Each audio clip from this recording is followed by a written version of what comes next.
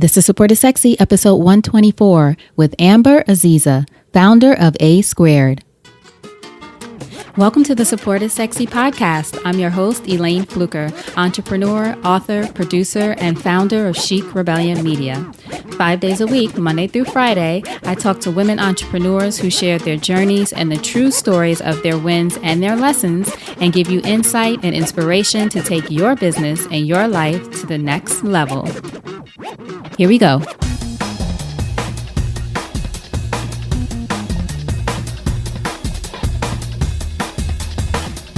Hi, everyone. Welcome to a new episode of Support is Sexy. I'm excited to have you here because you know it just would not be the same without you. So today we have a great guest, Miss Amber Aziza, who they call the Millennial Whisperer. Amber has a company called Asquared, which is a coaching company that really works to empower and educate millennial or millennial-minded entrepreneurs. But in addition to the fantastic tips that Amber shares for millennials and all entrepreneurs really throughout this episode, she also shares very openly about personal parts of her journey, which you know I always appreciate. So thank you personally from me, Amber, for being so open. She talks about her experience growing up in foster care for a short time, then finding her forever family that really nurtured who she was as a person, and then her journey from working in corporate America to building a business of her own that she eventually sold for millions of dollars before she was age 30. But the story does not stop there because Amber talks about building her current company, Asquared, after that previous experience. But she also goes into the times in her life when the hard lessons came because she was sacrificing parts of her personal life in order to make the business work. And we have all been there, all experienced that in one way or another. So I really think you will appreciate what Amber shares in this episode about that experience and the lessons she learned throughout that part of her journey. So what you'll learn during this episode is how to figure out a way to make it work before saying no to an opportunity, the benefit of taking the opportunity before you're ready, how to find your zone of genius within the gap between what you know and what you don't know, also how to evaluate risk versus reward, why you shouldn't just quit your job. A lot of our entrepreneurs say that. Don't jump up and quit your job. You got to have a plan. And Amber talks about in this episode how to map out that plan. Also how to cultivate your network and reach out with an offer. Be okay with starting small. She also talks about the dangers of building a company that centers all around you. How to know when to let it go. Her top 3 tips for millennial entrepreneurs. Why you got to have a model that works, which is very important. She also talks about the importance of taking time to pause and why it's not healthy to pretend that you're quote unquote fine, which we all say, right? When we're not necessarily fine. So as I said, this is full of great information in this episode. It's a really rich episode, and I truly think you'll enjoy it. For more information and to get links to all of the resources that Amber mentions within the episode, go to supportissexypodcast.com, search Amber, and you'll see her show notes there, all of the things outline of what you learned, as well as all of the links to what she mentioned, her website, and the other resources she mentioned. Supportissexypodcast.com and search Amber. So now, without further ado, Amber Aziza. So Amber, thank you so much for joining us for an episode of Support is Sexy. I'm excited to have you here. I'm excited to be here. Thanks for having me. Of course. Now, first question. When did you first fall in love with entrepreneurship? Oh, I think I fell in love with the concept of entrepreneurship as young as kindergarten. When I was little, they would have the what do you want to be when you grow up activities in kindergarten. And my mom to this day has in my baby box my picture of what I wanted to be when I grew up. I drew myself in stick figure with a telephone, one of those old school telephones in my hand, and a desk in front of me with a pile of money in front of it. Wow.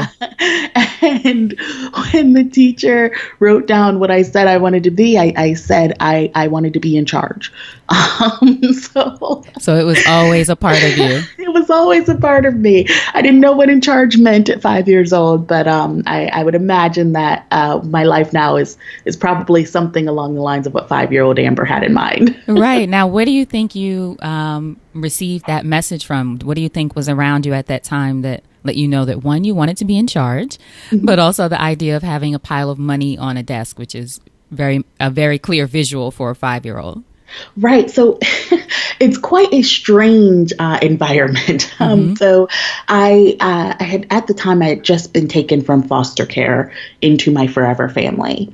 And so I had no real depiction of wealth or of being in charge. I didn't know what any of that meant. I just knew that was the life I wanted.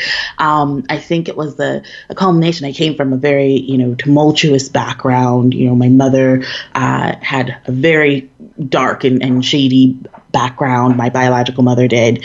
And so I think seeing some of the men that she had surrounded herself with, I think made me kind of feel like, they get to make the rules because they have the money. Right. And so my 5-year-old mind, it just, I guess, manifested itself into, then I want to be in charge so I can make the rules and I have the money. Right. So interesting how as children, one, that we're so resilient, we can be so resilient, but also just framing this idea of, okay, I don't like the way that looks. I'm going to do the opposite. And this is what it looks like. Yes. I love that. Now, you grew up in Ohio, right? I did, yes. What was a young Amber like as a little girl? Clearly focused on being in charge. Yes. That was a struggle. I think that my parents would probably say pretty much framed my entire childhood. It was me wanting to be in charge. How do you feel like they nurtured that part of you, though? My parents always really kind of let me learn lessons on my own a little bit. They were really big on, they had rules, but they weren't super strict rules. It wasn't like we're laying down the law. When they adopted me, I think they had decided, they had already raised my two brothers. My brothers were already in college by the time I was adopted. And I think they kind of got the experience of like, whoa, this is what happens when you do this style of parenting. This is what happens when you do this style of parenting.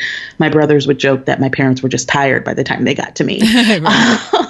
But they really, if I said I wanted to do drama club, then okay, we're going to do drama club. If they always encouraged me to do what was good for me, but they also would make me do things that I didn't want to do. So like they made me run track and I didn't like track, and they made me do science club and I didn't like science club. But as an adult, I look back at it and I say that was the best thing for me because my personality type is the type that if I didn't have that foundation of sometimes you got to do things you don't want to do, I would probably be one of those adults who doesn't do anything that I don't want to do. Right. You'd avoid it. Right. And so, my parents, they did the best they could with really putting me in the best schools that they could find. And, sometimes that meant that, they might have had to skip a bill or two in order to afford the tuition. I didn't know that. I didn't know we were broke until I got to college, and I was like, what? Mm-hmm. But they really did what they could to nurture the side of me that, would be successful. And I joke that, some girls' parents raised them to be good mothers and good wives. My parents raised me to run the world. I remember distinctly having conversations with my father where he, would talk about, don't worry about the boys. The boys will come later. Don't worry about the boys. Mm-hmm. Worry about what you're going to do in college. I was a freshman writing pre-admission letters to various provosts of universities that I wanted to attend.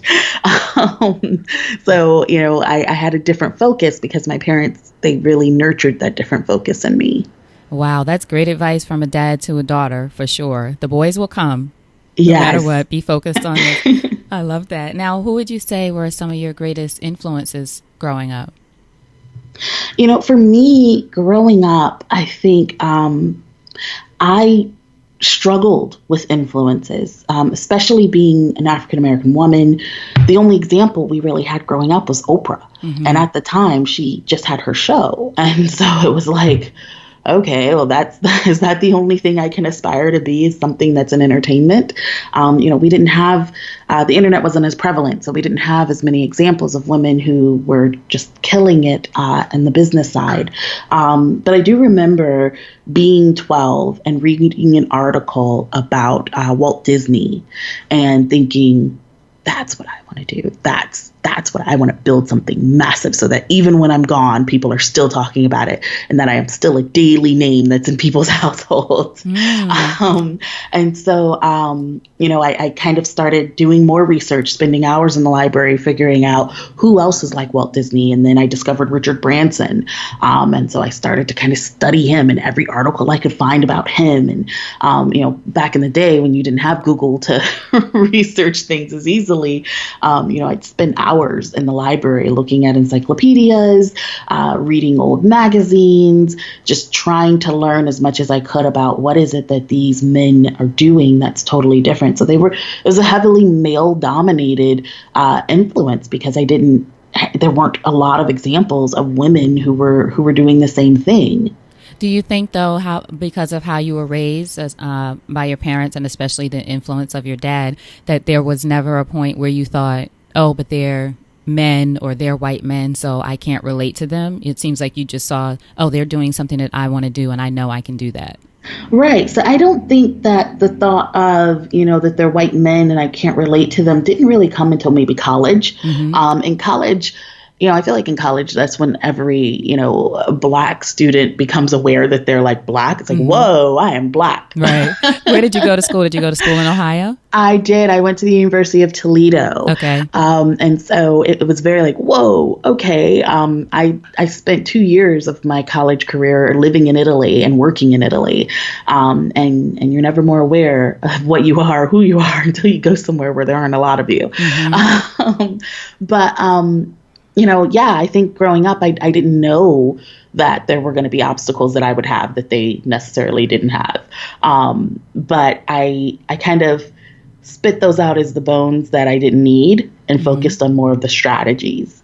Now, when you went to college, did you study to business or something that would lead you down the road of entrepreneurship, or did you at that point have other plans? I did not. So when I got to college, the agreement from my parents was, that I would go in and I would do a field, as my dad says, that would be stable. He wanted stability for me. I came from a blue collar working family. My dad worked in factories for 30 years and then was on the police force. And his mind was, he wanted his kids to have something that was stable. He wanted me to be a nurse or a teacher. I don't do kids and I don't do blood. So right. So there's that. Right. So there's minor details that weren't going to work out for me. But I went into the School of Business and was an HR major. So my thought was, HR stable. Every company needs HR. And so I went into human resources, and I had a minor in IO psychology, industrial organizational psychology, because I thought I might want to be a trainer too. So that'd probably be good to have. And so that's what my degree was in. And the thought of being an entrepreneur was still in my mind in college, but I always figured, I'll do it eventually. But that I wanted to kind of set some roots down first and get some stability. So what was the work in Italy about? Was it related to your major, or was that some experimentation a little bit while in college?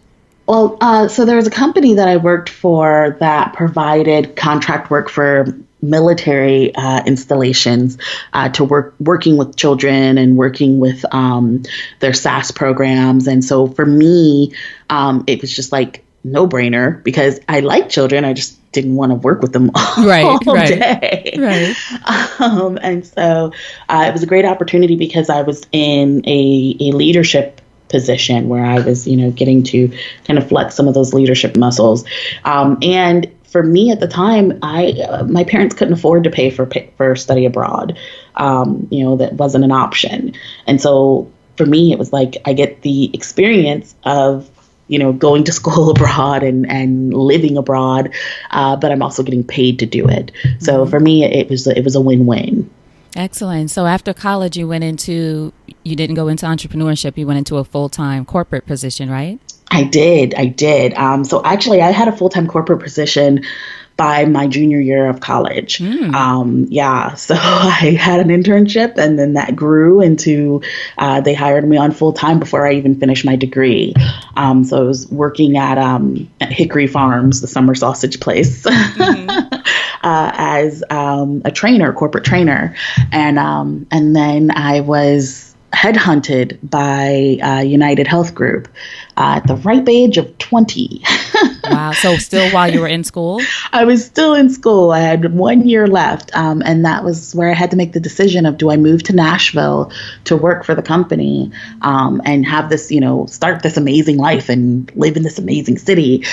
Or do I stay and finish my 1 year of school? I knew that if I moved and switched schools, I would have to add another year, because most schools want you to have at least 2 years with them. And so I made the decision to move. And luckily, University of Toledo, they had just started their satellite program, which is what they were calling it, which was basically their online program. And so I was able to get that done, and was able to finish up some of my credits where I was and still get my degree on time, which was really important to my parents. That's great. And I think that's such an example, too, of figuring out a way, right? Instead of saying no to the opportunity, it's sort of, well, let me see if there's a way to figure this out. And lo and behold, the school has, like you said, it was called a satellite program at that time, or there might be other ways to figure it out. I think that's such a good example of that, because sometimes we're quick to say no before we even think, well, is it a way to do this? Right. Absolutely. So from there, you have this position in Nashville now. And how long did you stay with that company? I was there for, I think I just hit 2 years. Yeah, I just hit 2 years. And you were very successful there, from what I understand.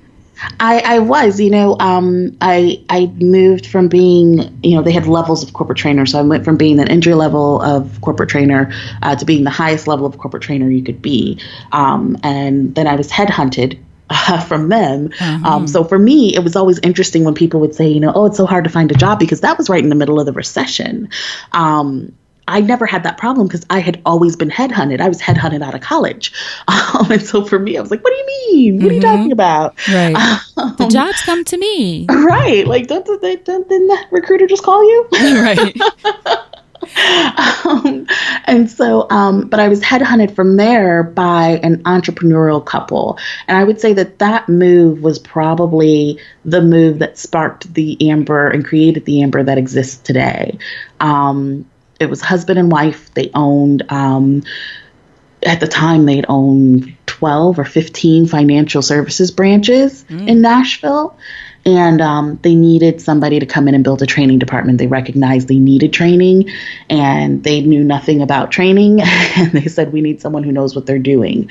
And so they called me and said, we want to talk to you about building, our training department as our executive director of training. And I laughed because I was like, I don't know anything about building a training department. I was like, are you kidding me? And so they said, well, we want you to come in and meet with the owners anyways. I said, okay. And, from that moment to the meeting, all I did was study. I read up. I met with my director at the time.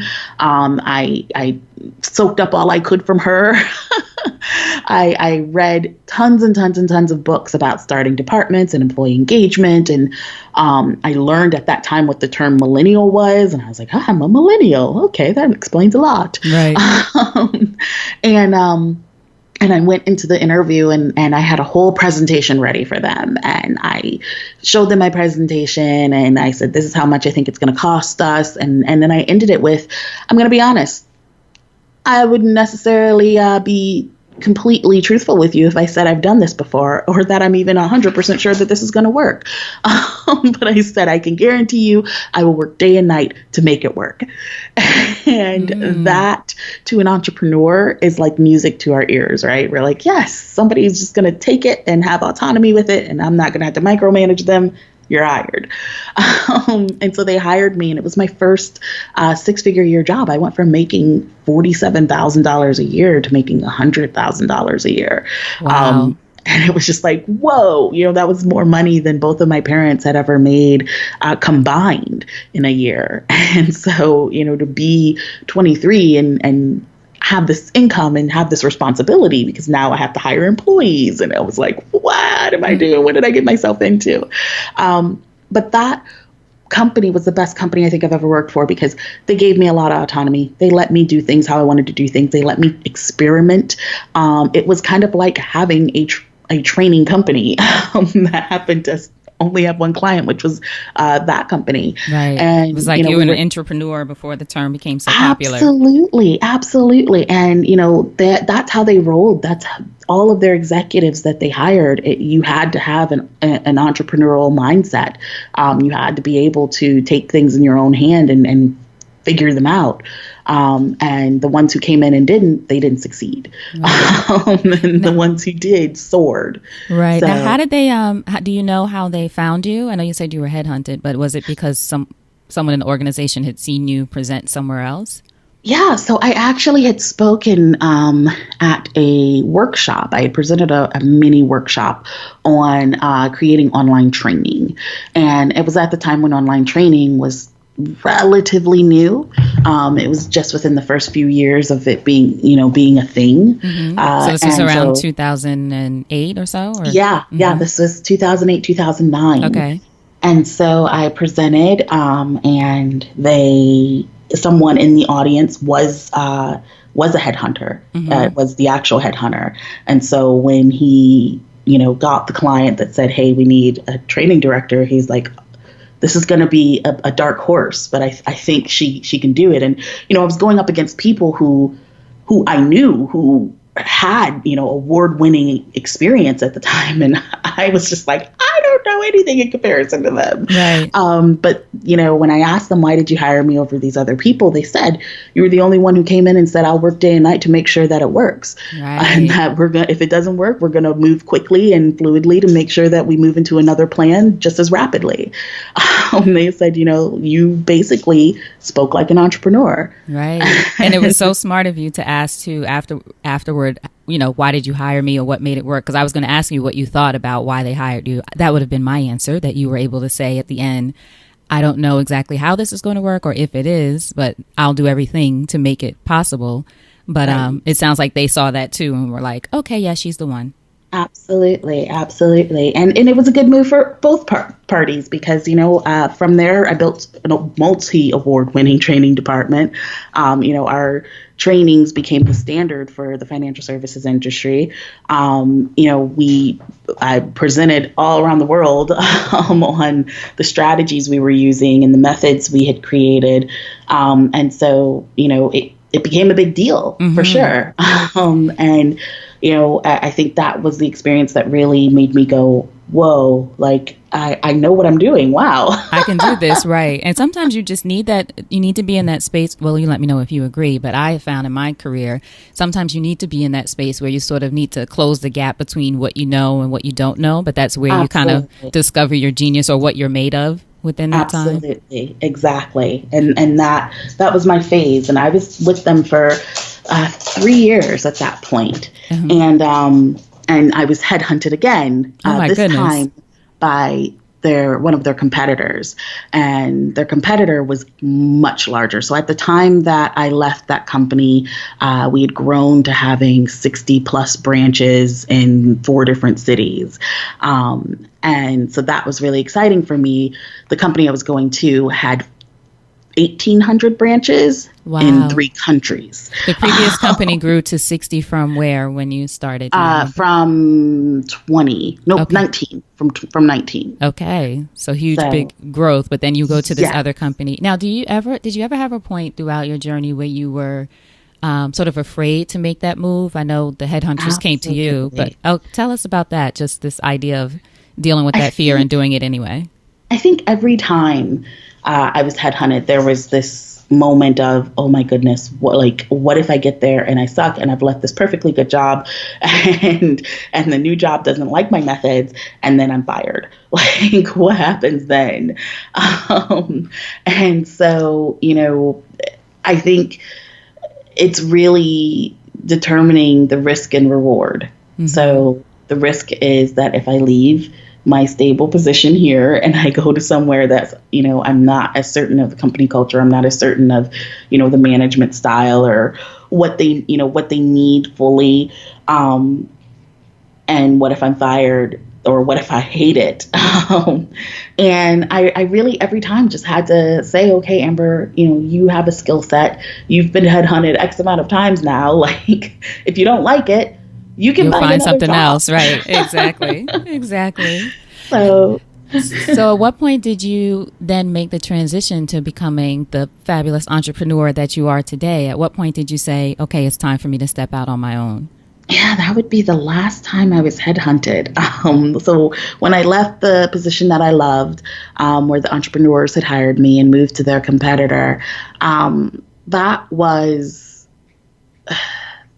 it was interesting, the question you asked of, how did you know when the leap was the right leap? That was the wrong leap. It was the right leap in the long run, but it was the leap that was the catalyst to getting me to who I am now. But it was the wrong leap career-wise. I made the leap and the company culture was totally different. They had done a lot of rapid growth without a lot of structure and without a lot of systems in place. And so it was just chaos. It was chaotic. And they were in, 42 states. All 42 states had different regulations for the financial services that were totally different. And they had no common ground or common practice of what is the common practice of what we do when X happens. And they wanted all of that created for all 42 states and 3 countries and with a training department of 3 people. Wow. And it was just like, this is not realistic. Like, it was just so like, this isn't real life. Like, what? And so, I worked hard. I busted my butt. I did what I had to do. And I did everything I could. And we saw some movement. We saw some growth, which was great. And we had a meeting where we were talking about bonuses, and, the owner of the company said, yeah, everybody's getting their bonus. We had a great year, and thanks to Amber's processes. Now, granted, I had just been chewed out by the VP of operations about a handbook that no one uses that we hadn't even touched because it was there before we existed as a department. And so I'd just been chewed out about it. And so I walked into this meeting feeling slightly depleted because I was just like, I just got my butt handed to me. And so the owner's talking about how amazing everything is as a result of the trainings that we've implemented. And he says, everybody's getting their bonus. I'm like, finally, like, okay. So I feel good about myself now. And as we're packing up, he looks at me and he says, what are you going to get with your bonus? And at the time, my bonus was going to be $25,000. And so I said, I'm going to use that money and get me a Tesla. Like, I was ready. I wanted a Tesla. I was getting a Tesla. Right. And I jokingly said to him, what are you going to get with that money? And he said, well, we're going next week to look at islands. An island. And I was like, oh, you're going on vacation? Right. He was like, no, we're going to buy an island. Wow. And is this the owner of the company or just the CEO? This is the owner of the company. And when I tell you, it was like hitting a brick wall going 90. After just having my butt handed to me by the VP of operations, after working so hard, blood, sweat, and tears, countless hours, wearing my team down because we're all working 60, 70, 80 hours a week. And you're getting an island. Right. And the work you had done obviously had received results or gotten results because everybody's getting their bonuses. Exactly. It was getting results. Yet the VP of operations were saying, how terrible and awful I am.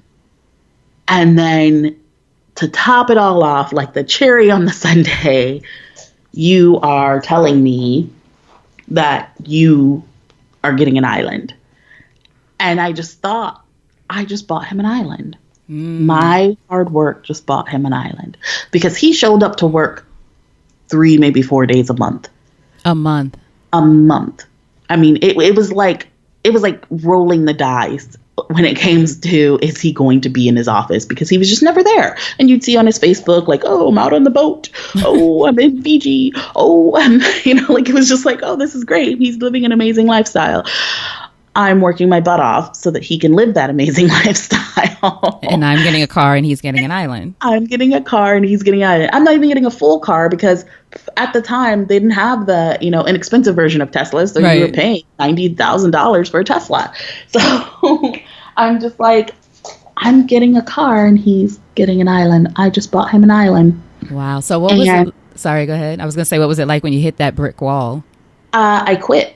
You quit? Right there. On the spot, gave my notice. I was done. Did you? I said, I quit.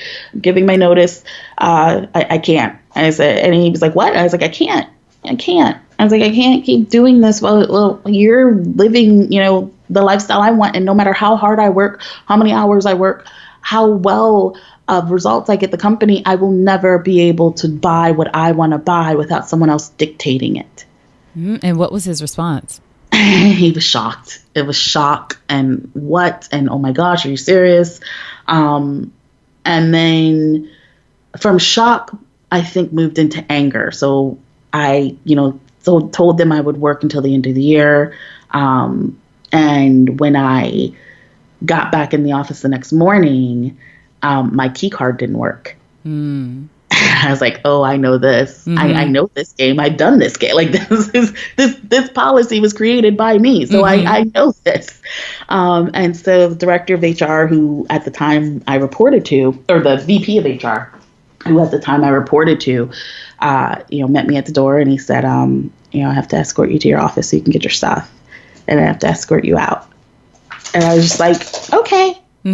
Like old Amber at that time, I think would have been really offended, would have been really hurt. Like, I've done so much for the company. Now you're escorting me out as if like I'm some common criminal. Like, what on earth? I didn't care. I was like, okay, great. I was like, actually, I don't have anything in my office that I need. You guys can keep it.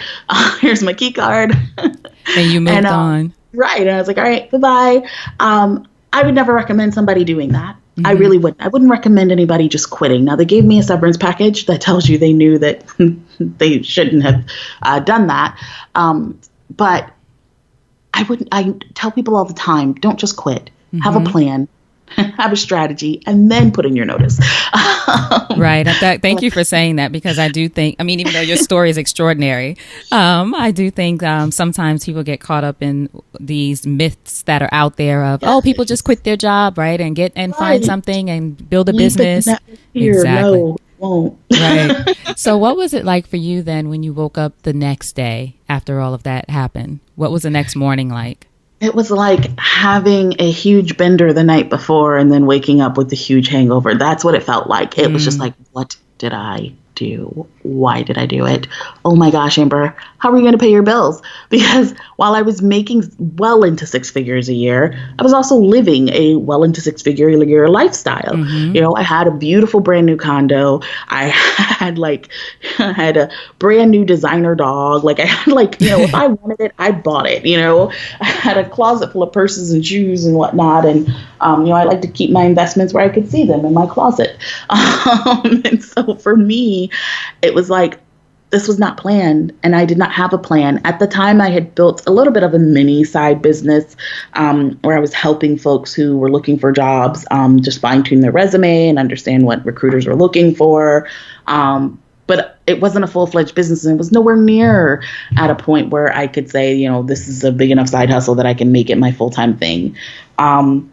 And it wasn't really my passion. I didn't want to help people with their resumes. I didn't care about helping people with their resume. But for me, I really just thought, I don't have a plan here. What's the plan? And I woke up that morning, and my mother was actually visiting me from out of town that week. And I told my parents I got laid off because I didn't want to be like, I just quit today because I'm annoyed that he's buying an island. Right. You can't tell to people who have worked so hard to get you where you are, and the most they've ever made in a year is maybe $50,000-$60,000, you can't then tell them I walked away from a $225,000 a year job. Mm-hmm. That's not something that registers well. And so I told them I got laid off, and my mom said, well, that's okay. You'll find another job. Right. And what I didn't tell them is I don't want to find another job. So at that point, you knew this is it's time for me to step out on my own. I knew because I said I could get another job, yes, and they could probably pay me more, absolutely.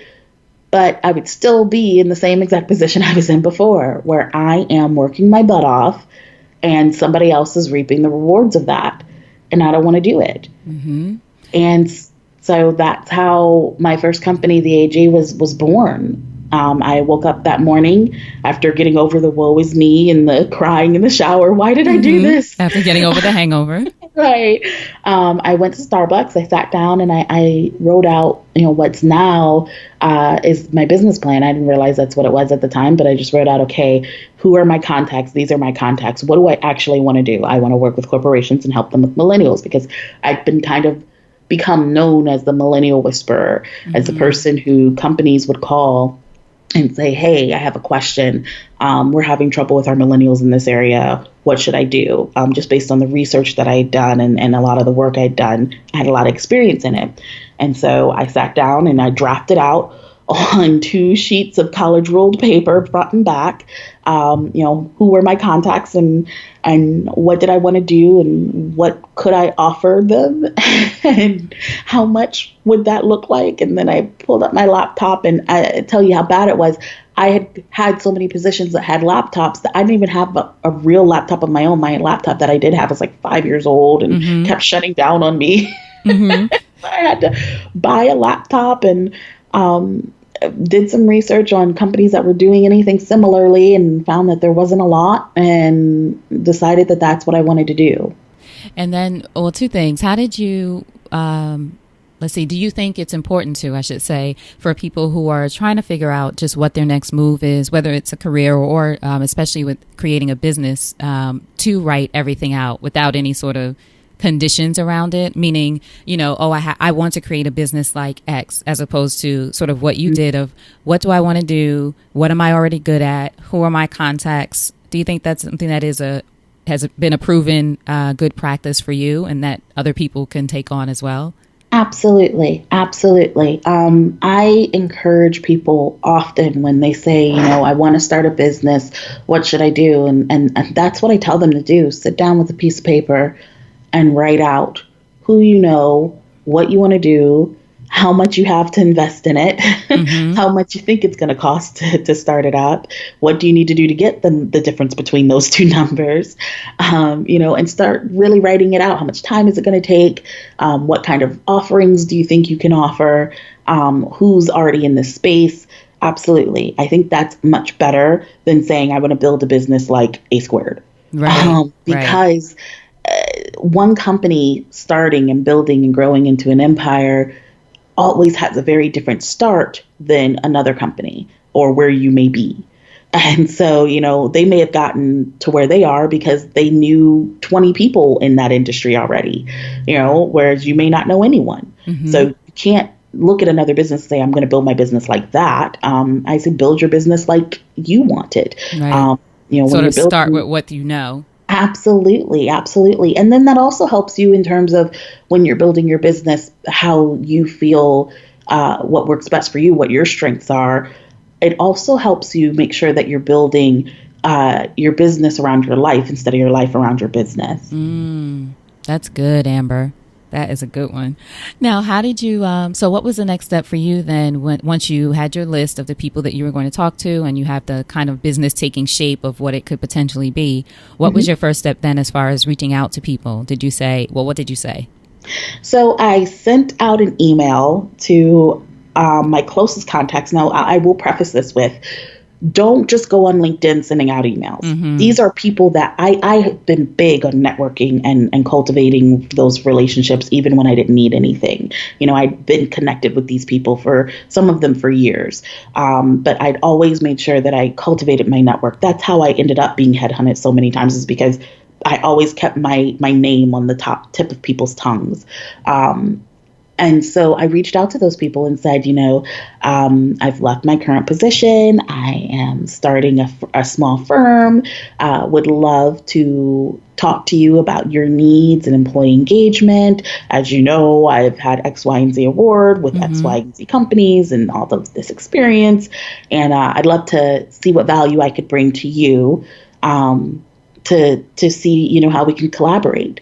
And I would say about 50% of them responded back and said, yeah, let's hop on the phone, or, hey, let's go to coffee. And out of those, I would say I had 3 people that said, yeah, we'll give you a small contract. Something really small, like maybe teaching a workshop, or, creating a training for us about millennial engagement for our managers. So starting very small and being okay with starting small, because that wasn't where I wanted to be. But I knew that, you got to start somewhere. You got to show them, you prove to them you can do it. Right.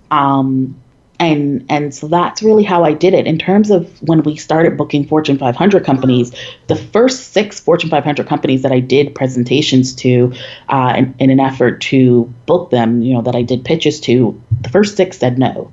Like not even just a no, but like, we're not even going to call you back. No. Right. Not even a response. Not even a response. And I was kind of devastated until finally I said, okay, let me just call one of them and ask them why. And the woman that I did get said, because you didn't tell us what value you were going to bring. You didn't tell us what changes we were going to see. She's like, you gave us this beautiful presentation. You explained, what's wrong with our company in terms of, millennial engagement. She's like, but you never actually said what would be different when it's done. And I was just like, oh, right. Right.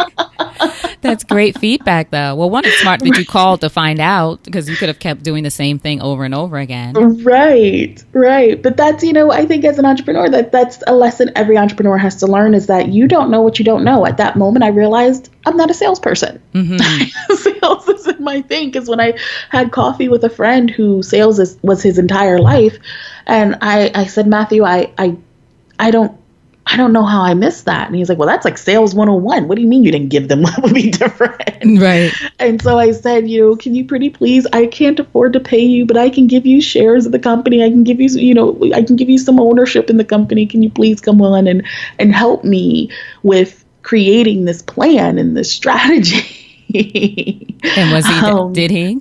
He did. And he did it as a side hustle until like a few months later, where he was able to quit and come and work full time. So yeah, it really was, it took a village. Right. It always does. Support is sexy. That's what I say. Right. But it really did make me, realize, Amber, you don't know everything, and you need to stay in your zone of genius and your zone of passion instead of trying to take on everything. And that's really where the lesson of delegation came in that I hadn't had before. Now, this business grew from that point that you just told us about to a multi-million-dollar company, right? This your first one that you ended up selling after. How long did you have that business? I had it for 3 years. 3 years. So within 6 months, from what my research says, within 6 months, you were making a profit. And then after 3 years, you sold it. So tell us about, I know that's a huge journey, obviously. You can't get that 3 years in a few minutes, but just going from where you were, starting in that cafe, to the point where now it's a multi-million-dollar company with how many employees at that time? At the time, we had 17 that were contracted out. Okay. So we had mostly contracted employees. And it was focused at that time on your presentations and trainings and that kind of thing with different companies? Right. So we were doing employee engagement. So some companies we were doing employee engagement analysis, where we would go in and say, this is how, these are your strengths with millennials, and these are the areas that you're going to want to improve. Because by 2025, 75% of the workforce will be millennials. And so if you're not preparing now, then in 10 years, your business will cease to exist because you won't be able to keep employees. Right. And so for us, that was really important, that we could go in and help companies really get on the right path and the right trajectory. But then we also did, workshops and trainings for both millennials and employers. So we would, train millennials and have workshops with college students on, no, you cannot have your mom call your employer, call off sick for you. So those things were really, really important to me. And we did it. And it was great, but it was a lot of exhaustion involved. Around our first year anniversary, I started being admitted to the hospital once every 3 to 4 weeks. Wow! Because I was just exhausted. Because I was working nonstop, and when you have that attitude of "I'll work around the clock to make it happen," as a corporate warrior, when you move into entrepreneurship, there's no one there to tell you to go home. There's no one there that's going to say, okay, Amber, you've worked enough, go home, take a break, take the day off. It's just you. And you feel like this huge amount of weight on your shoulders and responsibility that you have to be present. You have to be involved in everything, and you have to make sure all the wheels are constantly turning. I would wake up in the morning and think about my business. And then I'd, take a shower and be thinking about what I'm going to do that day and eating breakfast and thinking about the meetings that I'm going to have, and it would just be nonstop. I had no social life. I had the only friends I had were the friends that I had hired as part of the business. Because that's the only friends I had time to talk to, and it was always about business. I had a friend get engaged, and I didn't even realize it till a month later. Wow, it consumed you. Just my business consumed me, and it's just it was not the way to go. And so when we were approached to be purchased, it was a bit of a blessing in disguise, because 3 weeks before I had prayed and said, God, I feel like this is too much. And at the time, we were having some issues with a lot of our clients who, I would go in with Matthew and we'd have the pitch and it'd be great. But the companies wanted Amber. Mm-hmm. They wanted Amber to be involved in this process. We want Amber to be here for the employee engagement assessment. We want Amber to be here to teach that workshop. And I was like, no, no. It was starting to feel like I was back at a 9 to 5, where I was spending most of my days in a corporate office somewhere. And so, I just prayed on it and I said, God, wherever you're leading me, I'll go. But I don't feel like this is it. I feel like I've gotten myself somehow trapped back in what I didn't want to be. And 3 weeks later, we received a request to purchase the company, because the company that purchased us, it was in a private acquisition. The company that purchased us wanted 3 of our clients. And it's funny because the number 3 is like my lucky number. 3s are always all around me. And so, 3 weeks, literally to the day later, a company that wanted 3 of our clients, but could not get them because they were locked in non-competes, wanted to just buy us, because they were like, it's easier to just buy you and get those clients than to wait the 2 years for them to be out of their contracts. And I wrestled with it. Even though I had requested it, I still wrestled with it, because I didn't, sometimes we ask God for a way and we don't, when he gives us the way, we're like, well, that's not what I meant. Right. Or I'm not really ready. Exactly. Right. You're so right. That's not what I wanted. And God is like, this is what you need, though. Right. He's like, girl, if you don't sit down somewhere. Right. So how did you get through that phase of feeling like, I don't know if this is... I went to a lot of prayer and meditation. I talked to the people I trusted most, my mentors. I talked to my mother, who is a pastor, and she was like, honey, you prayed for this is what you wanted. And so one of my mentors had a really good point. She said, listen, I've been through acquisitions before. She's had multiple businesses that she had sold. And she said, they're always going to come back with a bigger number. No is not an option. They will always come back with a bigger number. And she said, since 3s are all around you, wait till the 3rd offer. The 3rd offer is going to be the offer you want. And so the first offer, I said, no, thank you. They gave me a second offer. I said, no, thank you. And the third offer, she was absolutely right. It was exactly the amount that I said, if I got this number, then I would be okay with selling it. And so I did. But that process of selling is not easy. I thought it was, I signed on dotted line. Here's my company. You give me a check and we're done. It's not. Right. It's not just a hand over the keys kind of thing. It's not. They had to assess the business to make sure it was really valued at that, and that, the employees and the contractors we had, and then they went through and all of our contracts with fine-tooth combs, and it was a little bit of a nightmare because the business was kind of in a holding pattern. We weren't really allowed to grow at that point because if someone's taking it over, why am I going to keep growing it for you? But then also it was like, okay, well, this is different. What am I supposed to do? Because my job at that point had become getting new clients. And so I started just helping friends with their businesses while I was, in the process of selling mine. And that's how Asquared was born, was that, friends were like, oh, help me. And I said, okay, I'll come help you. Right. How long was that process of the sale? How long did it take from? The sale of the business took 8 months. Oh, wow. And it only took that long because they wanted me to come along with the company and stay on for 2 years. Oh, right. I didn't want to do that. That would be working for another company, and I didn't want to do it.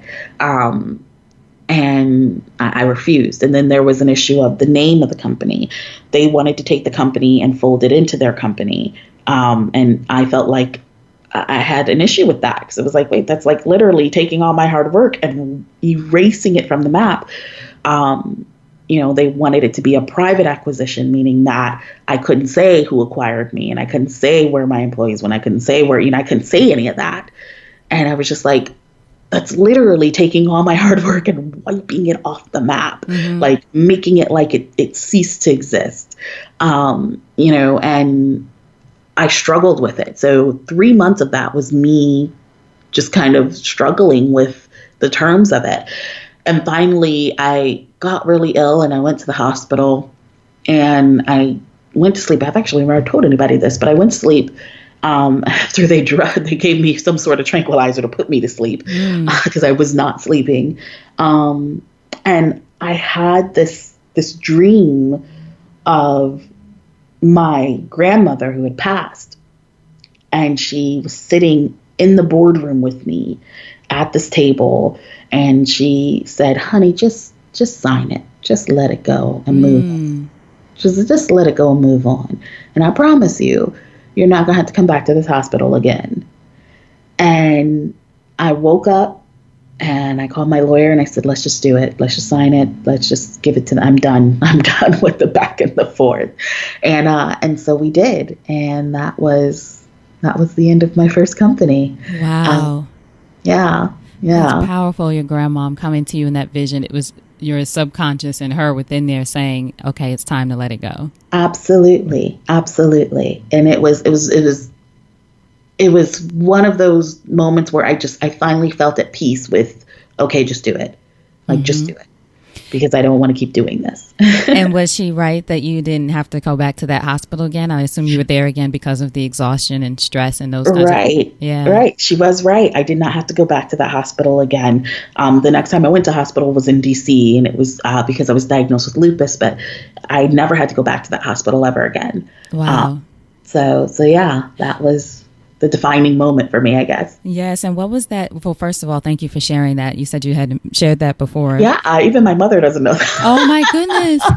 Oh, Amber, that's so beautiful. Thank you so much for sharing that. You have to tell Mom before she hears I have to let her know. Yeah.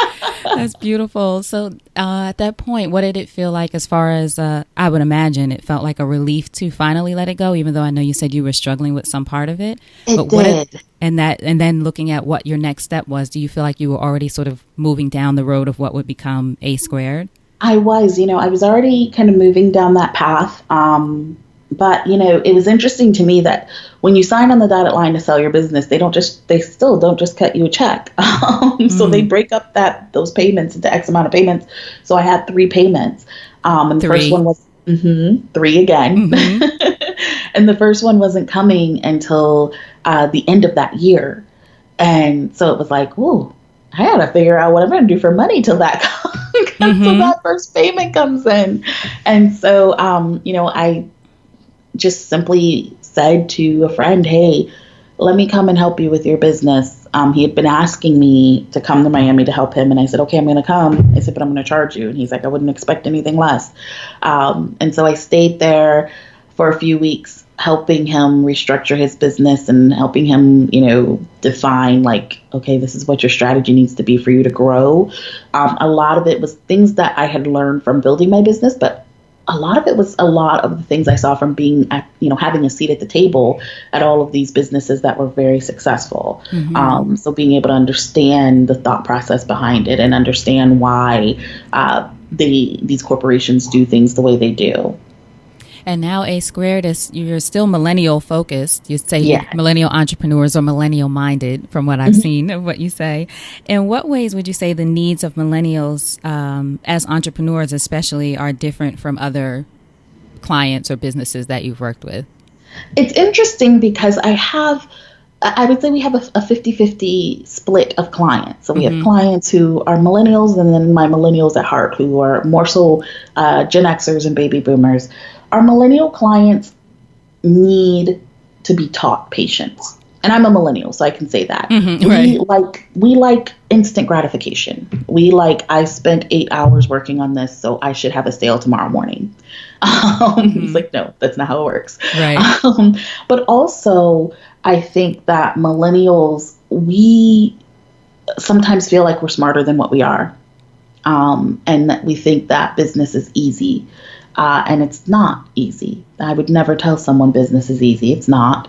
It takes a lot of hard work. Every successful entrepreneur will tell you that they had a lot more failed attempts at things than they do successful attempts at things. Right. I think also with millennials are very open-minded and are totally like, we're flexible and able to pivot quickly. Whereas my millennial-minded folks, I tend to have to help them pivot quickly. And so, there are pros and cons to being a millennial in the entrepreneurial space because we can pivot quickly. And, we can see, ooh, this market's about to crash. Let's go ahead and pivot a little bit. turn. Right. And we're okay with that. We're okay with taking hits as well. We're okay with failures, even though a lot of people don't think millennials are okay with failures. We're okay with them. We bounce back from them a lot faster than any other generation does. Something we tried doesn't succeed. Okay, then let's tweak it a little bit and try it again. I think also millennials are okay with side hustles, and that's important. I think that having a good side hustle and building that up before you leave your full-time job is important. As I said earlier, I would never recommend someone to do what I did. And then also I think millennials are much more future-driven. Right. We are constantly looking at what's next, what's happening. And that can be a blessing and a curse. It can be a blessing because it constantly keeps us cutting edge and innovative. It keeps our businesses fresh all the time. But it can be a curse because then it can sometimes seem like we're scatterbrained. Right. And that we're not really just focusing on one thing. Not present. That we're constantly looking for the next, high in business. But in all, I think millennial entrepreneurs, we are the most entrepreneurial generation that's ever existed. We have the highest percentage of entrepreneurs or people who own businesses, whether it's a side hustle or a full-blown business, than any other generation has ever had. And I attribute that from the recession. We didn't have an option, Right. A lot of millennials got out of school and they were like, no job. And millennials are born between 1981 and 2001? Yes. Okay, right.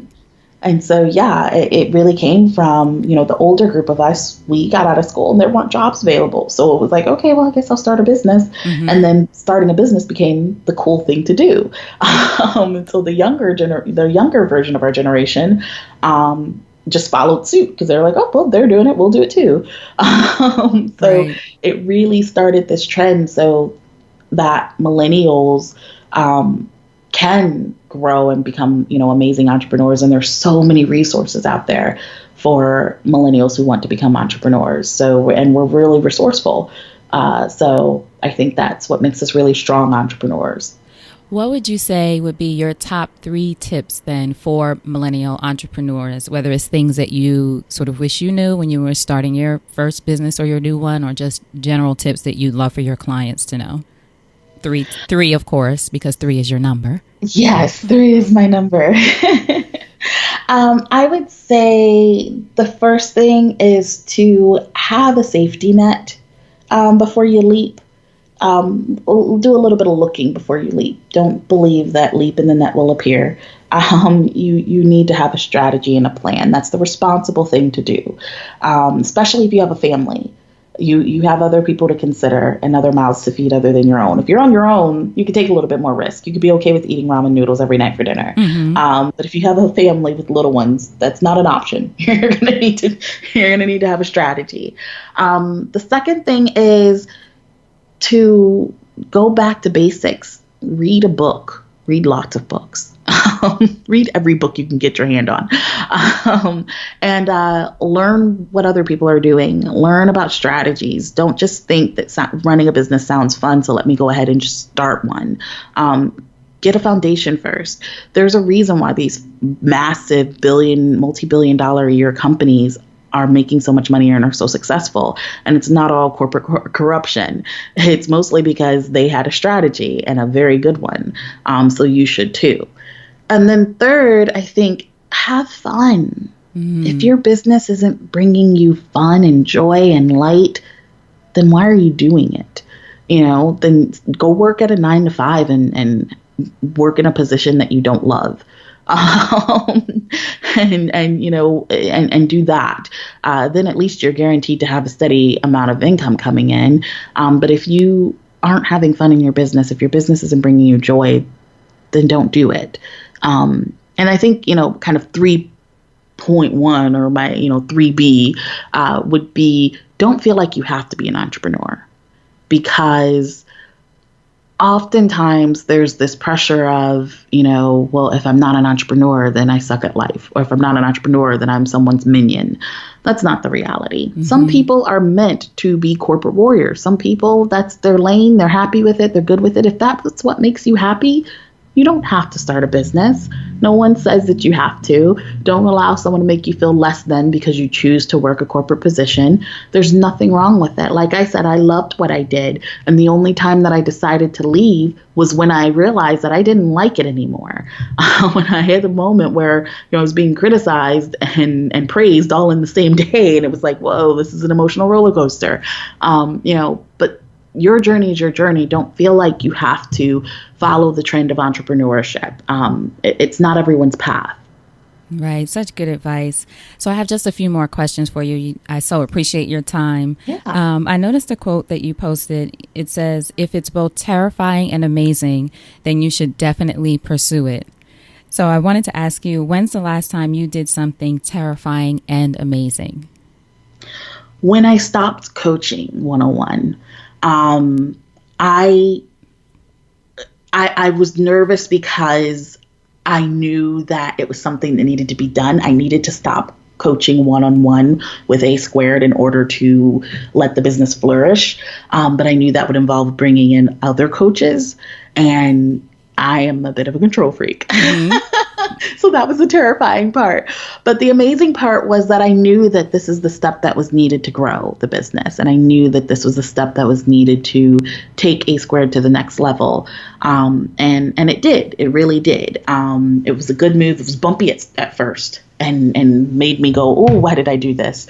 But in the end, it was for the best and is now allowing us to rapidly grow for 2017. How many coaches do you have now? Right now, we have 7 coaches. Wow. And these are people, I'm sure, because you have a training background, but are also trained in your strategies and things that you use. Yes. So they're all handpicked by me. They're all people. Well, first, I made sure I wanted people who had worked in the corporate world before. Smart. And that they've specialized in something. I didn't want business coaches just to have business coaches. I wanted people who had a specialty and that they had rocked that specialty in their corporate career. And so, we have a digital strategist who was a digital strategist for a Fortune 500 company.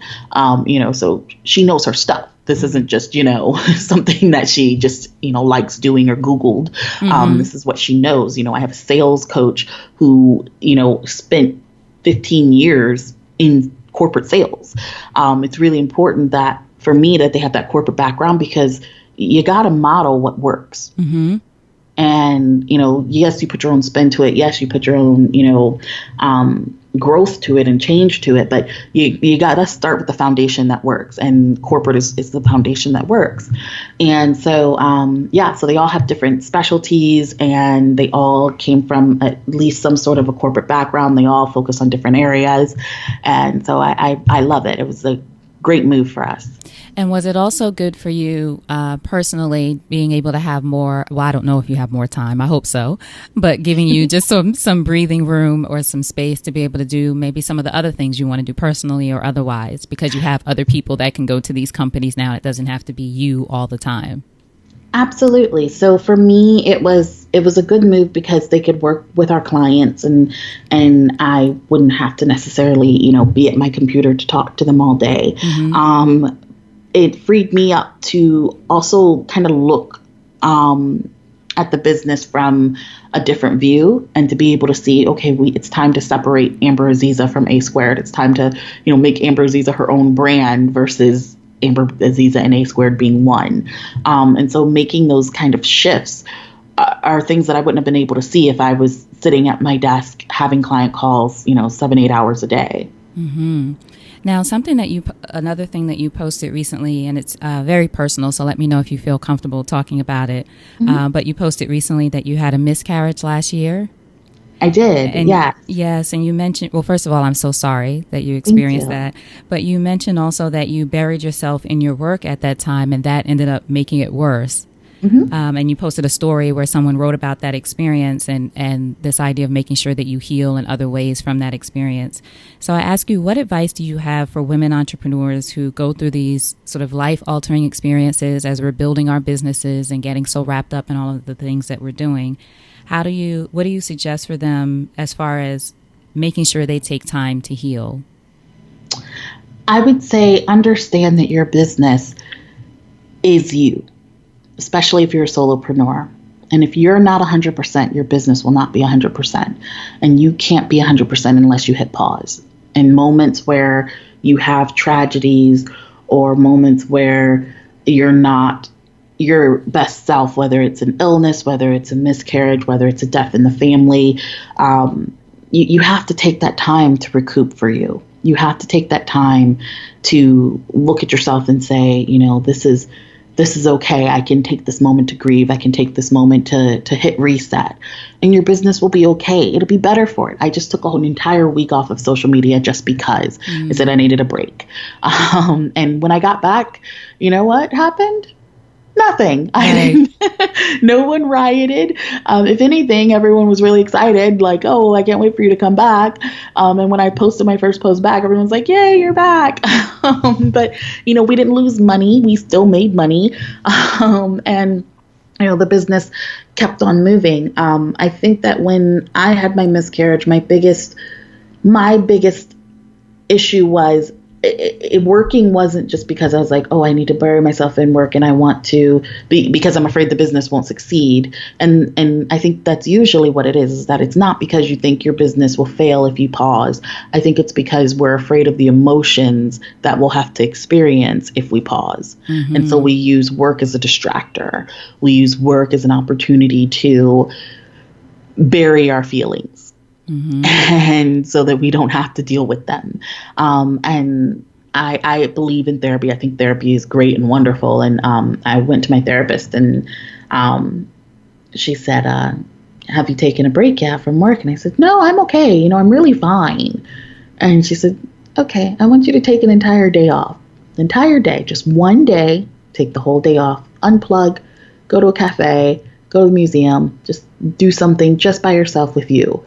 And I said, okay, fine. And so I decided I was going to go to the Spy Museum because I was like, that'll be fun and exciting because I live in Washington, D.C. And I got my ticket. I walked in. I saw a couple with a baby and I just lost it. I just lost it. I was in tears. I was it was just like devastation. And I couldn't stop crying. Like, I called an Uber. I'm crying in the back of this man's Uber. I cried all the way back home. I called my fiance at the time and said, I can't stop crying. And so he came home and was like, oh my gosh, what's going on? Mm-hmm. Because granted, this was a solid 3 weeks after the miscarriage, where I had just been putting up the I'm fine, I'm fine, I'm fine. But when I had a moment of quiet and a moment of I'm just going to do something that's just quiet and by myself and not revolved around work or throwing myself into, my family, then I realized I really hadn't dealt with it. I really wasn't fine. I really wasn't okay. I had a loss and I never acknowledged that I had a loss because part of me was blaming myself for it. And so I think that it's important for women to understand that your business is secondary to your life. I said earlier, build your business around your life, not your life around your business.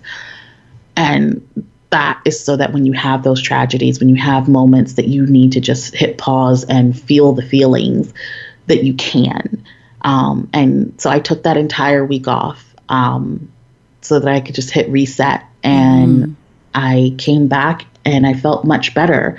And I was able to do things with so much more clarity, and eventually ended up sharing it on Periscope, my journey with that. And I had 2 clients reach out to me, and one said, Amber, I love you. You're awesome. Thank you for sharing that. I've experienced the same thing. And I've always just thought, let me just push through. She said, but when I met with you that week, I could tell something was off. She's like, it was like there was a fog there that hadn't been there before. And she's like, and when I met with you after you had taken the break, it was like the fog had lifted. So even if you feel like I'm doing fine, no one can tell. I'm fooling everyone. Wrong. Exactly. Right. Exactly. They can tell. They're just being polite. Right. Oh my goodness. Thank you so much for sharing that.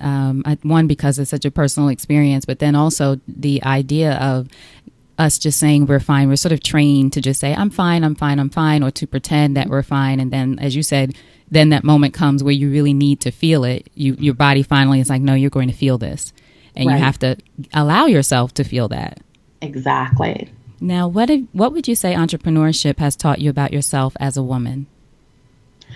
Oh, I would say entrepreneurship has taught me that as a woman, you have to work twice as hard to get half as far, especially as a Black woman. I think that there are a lot of resources out there for women entrepreneurs. But the reality is the space is still dominated by male gurus, specifically white male gurus, who had other advantages to them that we as women or we as Black women will never get. And I think it's taught me that if you work really, really hard and you stay consistent and you make sure that you are making a lot of noise in your space, and that you are doing good work and that you are running an ethical business, I think when you have all of those components, you will start to see results. They won't be as fast as other people. They won't. I tell my clients all the time, don't fool yourself in thinking that you can be a Gary Vaynerchuk and have this massive success immediately. You don't have the advantages he had. It's just, that's the reality, right? And no shade to Gary Vaynerchuk. I think he's awesome and he's amazing. But the reality is that he has advantages that other people, specifically women of color, will never get. Right. And so we have to make our own way. I think also as a woman, it's taught me the importance of community, the importance of supporting other female entrepreneurs. I went to a dinner last night that had amazing entrepreneurs at it.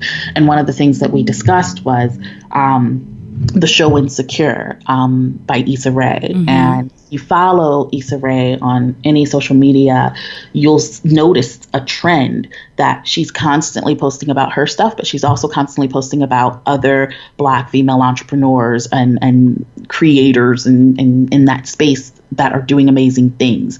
So, like when Lovey's book came out, Issa had posted it on her social media, Miley Teal posted on her social media, like they just all supported each other and loved on each other. And you can see there's that sisterhood there. That's what creates success, not you doing it yourself in a silo, but having a community of people who are where you are and are cheering when you succeed and are there to pat your back when you fail.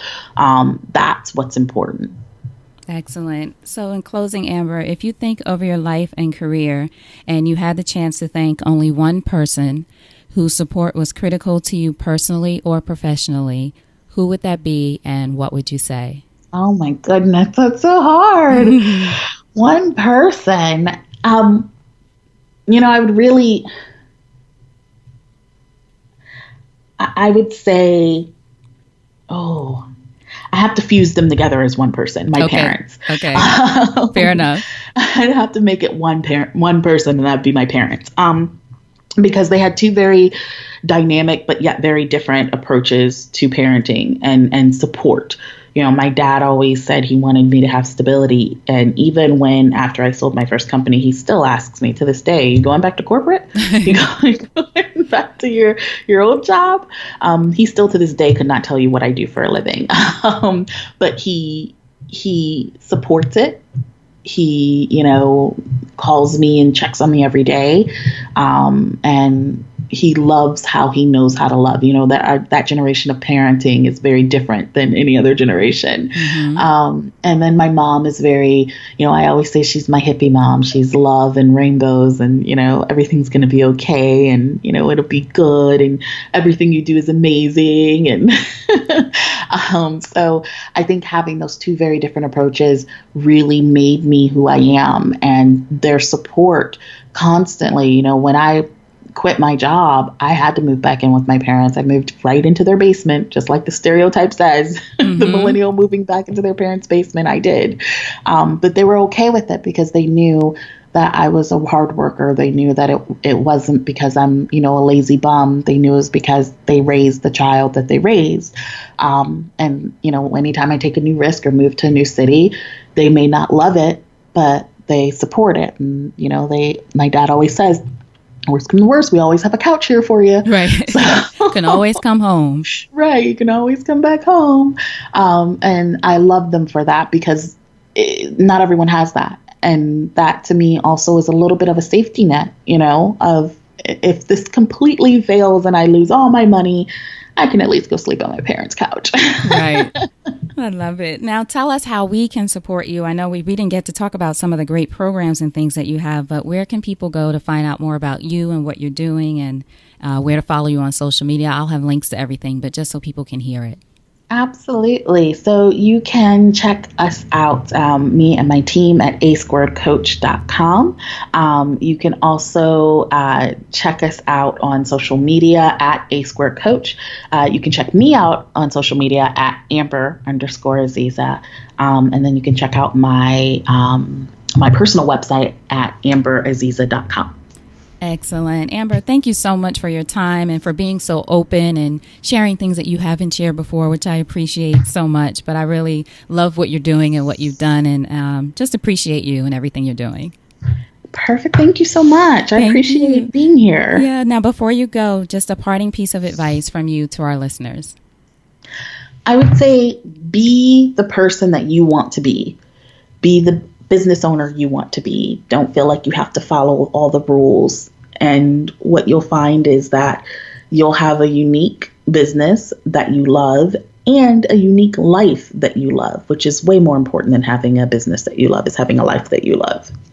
Excellent. Amber Aziza, hold on just a second for me. Okay. All right, I hope you enjoyed that episode with Amber Aziza.